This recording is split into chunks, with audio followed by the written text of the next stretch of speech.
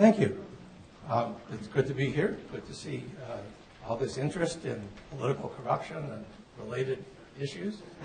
I don't know what it is about political corruption. Whenever I tell people that I'm working on a project related to political corruption, they laugh. It seems to strike people as funny. I guess that's consistent with the empirical evidence from polls. People think government is corrupt. They don't trust government. Trust in government, according to polls, has been declining pretty steadily, some ups and downs, but declining pretty steadily since World War II. Something less than 20% of adults in the United States trust the federal government. They have more faith in their state legislatures than they do in the federal government. And Congress rates even lower. It's the lowest rated group of professional people. Ranks below lawyers, even below newspapers. So I guess that's funny, but it's also tragic. What I'm trying to do here is report on work in progress. The emphasis is not on the things, most of the things you've heard about this morning. Instead, I'm focused on what Congress does, and I'm focused on what Congress does at a fairly low level. Not the big salient issues that people know about and care about, but the hundreds of less obvious, less important issues that voters neither know nor care about. So the basic idea I got from reading a recent book by Larry Lessig called Republic Lost: How Money Corrupts Congress and a Plan to Stop It. Larry's idea, and the one I'm exploring, is that a real problem here is not so much corruption on the scale of presidential elections. It's corruption on the basis of competition for rules and regulations, taxes, and procurement decisions made deep in the bureaucracy. A bureaucracy which is by and large controlled by congressional committees and not by the president and not by the courts, and about which voters don't care. If voters did care, then it would be a salient issue and it's off my table, okay? So it's the obscure issues. Page 719 of the Obama health care bill, which has 2,700 pages of legislative language. Buried in there are various proposed rules or actual rules and regulations, the effect of which is to allocate wealth and income among business interests and between business interests and non-business interests in ways that aren't terribly obvious. And the way that particular provision is drafted is worth big money to several interest groups, and they're willing to pay. They're willing to participate in what amounts to an auction to get that thing drafted the way they want. So Lessig distinguishes between type 1 corruption, which is just plain old bribery of a politician to get a vote, or a decision, or an intervention on a procurement contract, or extortion by a politician of somebody who would like to get something from the government and is made to pay for it.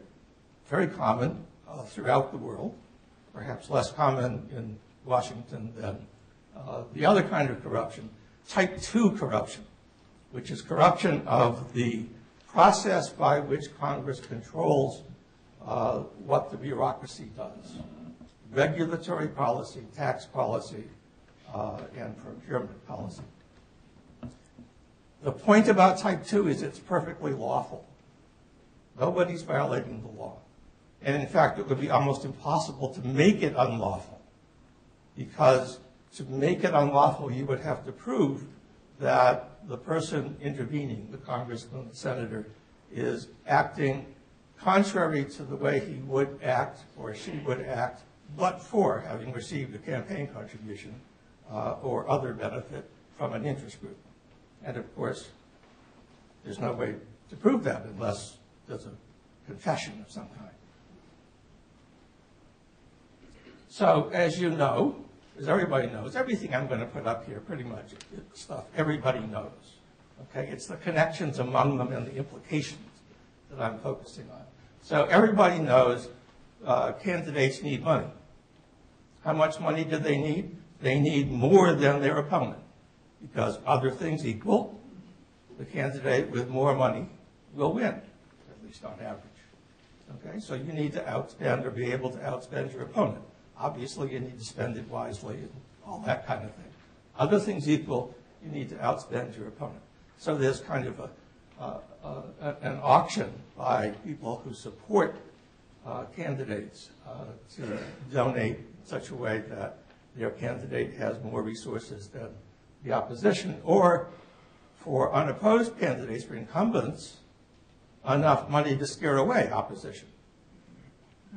So even incumbents who tend to be reelected without much opposition need money to deter potential opponents. So here's some rough numbers on what elections cost.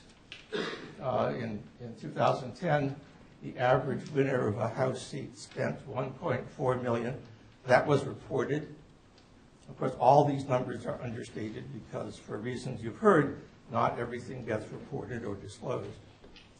The average loser spent almost $700,000. The most expensive House campaign cost $11.6 million. These aren't huge sums, but the expenditure by the winner was enough to outspend the other guy. The average Senate seat in 2010 cost the winner almost $10 million. That's the average. The most expensive Senate campaign cost $50 million. That's the two candidates combined.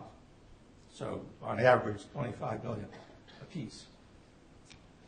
In the 2008 election, the two parties together, two candidates together, managed to spend $1 billion. That sounds like it's really getting to be serious money. Political scientists have calculated that an incremental congressional vote in the 2010 congressional elections cost about $145.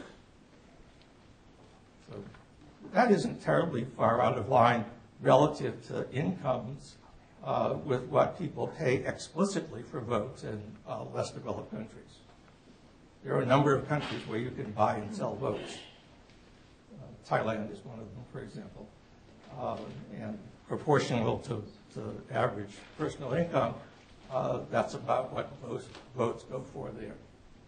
Obviously, they don't have the Australian ballot, so you can confirm that the voter voted the way you paid him or her to vote. A very interesting study that appeared in the last few years calculated that increasing your lobbying expenditure by 1% resulted in a 0.5 to 1.6 percentage point decrease in the tax rate, the effective tax rate of a corporation that engages in lobbying. Lots of corporations don't engage in lobbying. So this is, of those corporations who do engage in lobbying, they obviously don't spend enough, because this is still way more than very profitable. So they should spend that extra 1% and keep going until the result gets smaller. So members of Congress, not the president and not the courts, control the bureaucracy on these non-salient issues. Okay? Courts may come as a surprise. About 100 years ago, the courts started giving up control of the bureaucracy. They now review what agencies do, administrative agencies they're called, only for due process. Did they follow the rules? Did they have hearings? Did they give adequate notice? Did they publish the proposed rules in the Federal Register? That sort of thing. Courts typically do not review the substance of rules and regulations issued by the bureaucracy. And obviously, except for constitutional issues, they don't review congressional actions, legislation. So, as I said, the focus here is on obscure details, obscure to the general public, in legislation or federal rules and regulations. Voters don't care. Courts don't care. The president does not control most of the bureaucracy. Doesn't have the resources. Once in a while, a president can intervene on a big issue. It seems big to the president. You can create a czar over some area of policy, and the czar can job out the bureaucracy and use the media to emphasize the issue, but presidents can't do that across the board. Presidents have ceded control of the nitty-gritty of regulation to Congress. To me, the notion that what happens in the economy and to redistribution and so on, the concept that that's due to the president seems pretty far out, because the effects I'm seeing here are entirely related to congressional action, not presidential action, and they are entirely bipartisan, or nonpartisan, I guess I should say. So the other thing that's changed over time, over the last century or so, is that we have almost unlimited jurisdiction in Washington over the entire economy.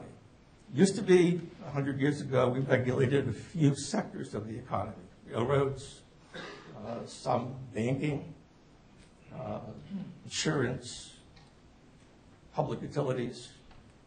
But by and large, the economy is not regulated from Washington. Now, because of generic regulations that apply across the board to every industry, like environmental, health, and safety regulations, as well as industry-specific regulations, every nook and cranny of the economy is regulated by Washington, in the sense that the bureaucracy is able to make regulations and rules that potentially affect profits throughout the industry. Obviously, the more of the economy that's under government control, the more important it is for all affected interests to have a hand in influencing policy. But it's equally clear that not all interests are equally well placed to affect policy. Nancy Olson told us decades ago that some interest groups can organize themselves for political action quite easily based on certain characteristics. If there's a few people and they have common interests and they can coordinate their actions and they have substantial resources, they can get together and lobby Congress effectively. If the interest involved is diffuse, each person affected regards it as a relatively small part of their overall environment, then it will be very hard to organize interests. It's a free rider problem that you face when a large number of people are affected by a particular phenomenon. Why should you sacrifice yourself by donating or participating in action, political action, for a cause when most of the benefit will accrue to other members of the interest group? So there is systematic underrepresentation, obviously, of these diffuse interests. Examples: consumers, non-union workers, small investors. Depending on the issue area, there's lots of examples of these interests that are unable to organize effectively. The best and most easily organized groups are, not surprisingly, business interests. It's easy for them to measure the effect of government interventions. It affects their profits, easy to trace. In the first instance, a new regulation affects them. It's their money. Of course they care about it. Right? the ultimate effect will flow through to workers and shareholders and managers and so on. But the first impact of regulations, taxes, and so on is very much on business directly. So we have a demand for contributions or independent expenditures from congressmen who want to stay in office. And we have a supply of contributions from special interests of all kinds, but chiefly from those who are easily and well organized, for protection against bad acts by the bureaucracy or by Congress, or to gain from Congress or the bureaucracy. So much of this is business versus business. There's competition for these favors, or the need to spend money to be sure you have friends to protect you against your competitors. Okay, so it's both offensive and defensive demand for policy influence. So we have a market here, supply and demand for political influence. And it's a competitive market. And what matters is who spends more, just like the campaigns. If one interest group outspends an opposing interest group, other things equal, that interest group will prevail. And the result is to shift income or wealth in the direction of the prevailing party. I guess it's pretty obvious what the result is likely to be. Unorganized, poorly organized, poorly represented, unfunded interests are going to be easy targets. And their share of the pie will tend to be reduced. So this was already mentioned, I think, earlier this morning. The pie shrinks as a result of the inefficiency of this process and the slices of the unrepresented groups diminish relative to the size of the pie. So two effects: the inefficiency of this process, which involves using tax policy, procurement policy, and regulatory policy to benefit prevailing effective interest groups in a way that distorts decisions within the economy. Incidentally, that's not their purpose, but it has that incidental effect. Reduces the size of the pie as a means to increasing the percentage share of effective interest groups. So this is kind of a bad dynamic. And it seems to be getting worse over time, both because campaign costs have increased over time and because the extent of intervention by the government in the economy has steadily increased, not surprisingly given the rewards to Congress from increases in the degree of intervention by the government in the economy. And the result is a repeating dynamic game that's headed in a bad direction.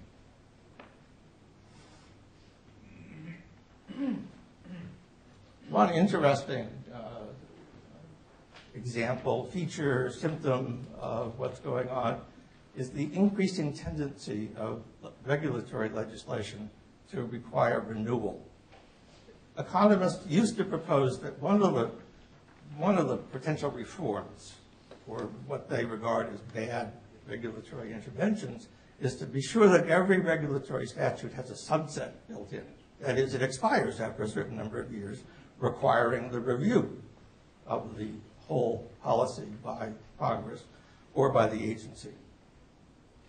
Well, it turns out that that reform has actually silently been adopted by Congress increasingly in recent years.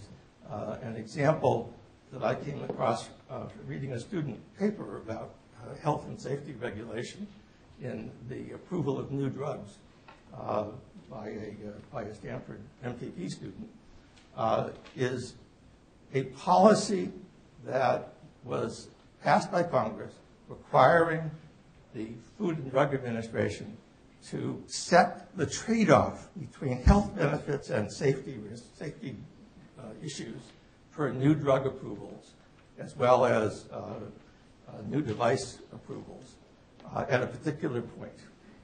Okay? That legislation is required to be renewed by law every 3 years.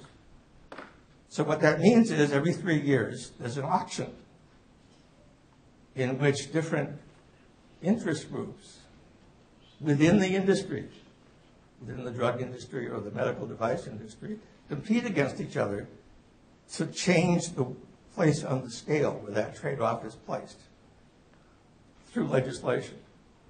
And incumbents, people who are already licensed to make a particular drug product or device,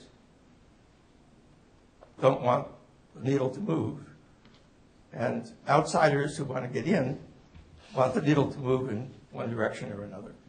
And so they fight it out and somebody wins, and then 3 years later they get to do it again. This produces an increase in the contributions, obviously, to congressional candidates. They're trapped. Both the special interests and the politicians are trapped in this system. You cannot opt out. If the politician opts out, he or she gets defeated. If the special interest drops out, their interest gets defeated. Even if their only purpose in participating is defensive. Dropping out means somebody else who is willing to continue to participate, some other interest. Some competing interest will eat your slice of the pie as soon as you exit the system. And of course, unrepresented interests are either direct or indirect victims of the whole process. So, what's the real problem here? I'm beginning now to get to solutions, potential solutions. The real problem is campaign contributions? Well, not really. If you banned campaign contributions, this is a balloon that you pinch it one place and it just pops out somewhere else. Lobbying expenditures or other ways of influencing Congress would just increase. In fact, lobbying expenditures already apparently exceed greatly campaign expenditures. All these special interests spend more, at least 50% more, according to the minimum estimate I've seen, on paying lobbyists than they do on campaign contributions to politicians. These are complementary expenditures, of course. So if we don't do something, bad things might happen, since obviously our economy is in competition with others. Right? And when economies don't perform well, people take any opportunity they may have to leave. Our manufacturers build plants overseas. It's a way of leaving. Right?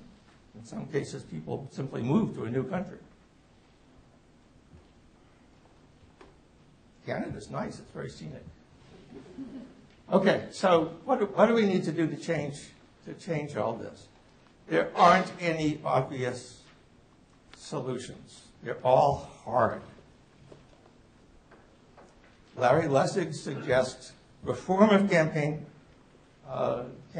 contributions in a way that empowers small donors and tends to reduce the power of large donors. It's a complicated system. It's actually being tried, and we'll see if it works. There's a huge free rider problem involved with it. His fallback position is we need a new constitutional convention, like the one in 1788, and that's about the scariest thing I've ever heard. Those guys in 1787 and 88, when they came up with our current Constitution, those guys went berserk. They were asked to maybe, amend the Articles of Confederation a little bit. They threw the whole thing out and invented a whole new system of government. Well, it worked out very well, but it could have been a huge disaster. Imagine people with that same power today, appointed by state legislatures. Ben Franklin, John Adams, Thomas Jefferson wasn't there in 1787, but he kept in touch with the people who were in the convention.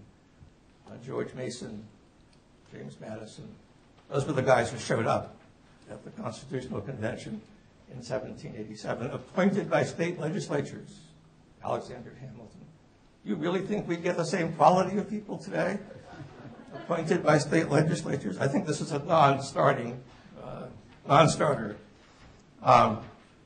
We have to change the way the system works in some fundamental way. Okay, I've listed there, and I'm not going to run through them because I'm low on time.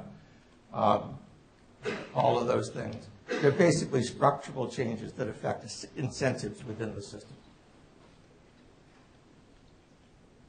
It's very hard to change this in a way that doesn't change the whole structure of our government in ways that have unpredictable consequences and lots of risks.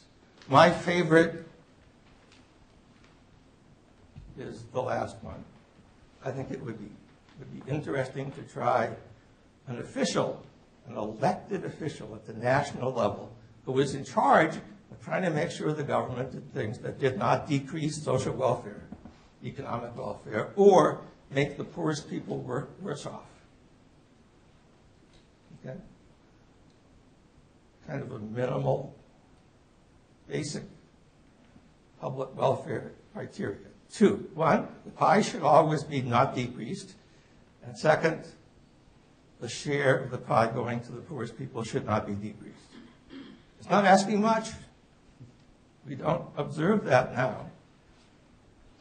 This guy would have the power to veto legislation or regulations that, in his opinion, did that based on the best analysis available, subject to overrides by supermajority in Congress or overrides by the courts for failure to follow whatever the rules are. Short of that, I think chances of doing something about this problem are really low.